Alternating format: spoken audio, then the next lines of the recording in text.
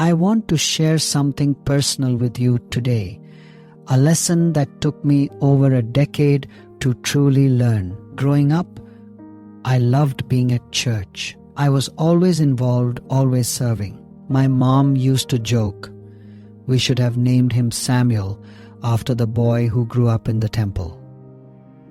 That desire to serve God is a good thing, but it can subtly become a super spiritual pressure. A belief that our busyness for God is the primary measure of our devotion to God. It can lead us to a painful and unbiblical crossroads where we are forced to ask family first or church first. When I got married, my father, a pastor himself, gave me some advice. He said, "Son, always remember to keep your family first. The church can always come later." Honestly, at the time, I did not fully understand the wisdom in those words. It sounded almost unspiritual. But after years of wrestling with the tension of ministry and family life, I now see it as one of the most profoundly biblical truths. So what is the biblical priority ladder? It is simple and clear. First comes our personal relationship with God. Second, our family. And third, our ministry to the church. The Bible itself establishes this order. In 1 Timothy chapter 3, when Paul lists the qualifications for elders and deacons, the leaders of the church, what is the primary test? It is not their speaking ability or their theological knowledge. It is this: he must manage his own family well. Paul then asks a rhetorical question.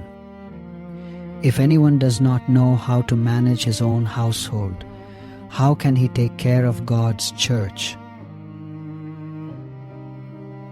The family is not a distraction from ministry.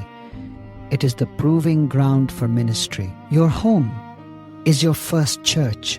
Your spouse and your children are your first and most important congregation.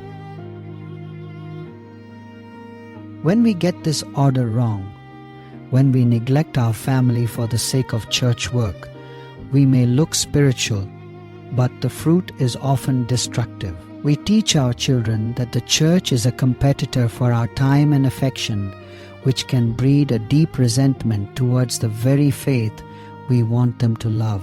We present a poor witness to the world, showing them a gospel that seems to lead to stressed out, disconnected families, not to lives of peace and joy. And we serve from a place of depletion because we have neglected our primary God-given source of love and support.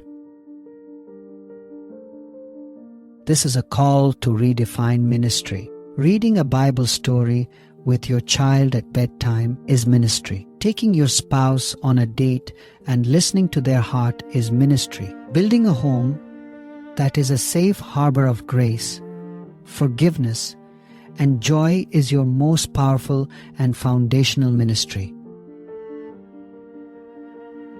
When our first ministry, our home, is healthy and thriving, our service in our second ministry, the local church, will flow from a place of authentic strength and overflowing joy, not from a place of guilt, duty, or depletion. Let's build healthy churches by first building healthy homes. May you joyfully and unapologetically prioritize the first ministry God has given you today.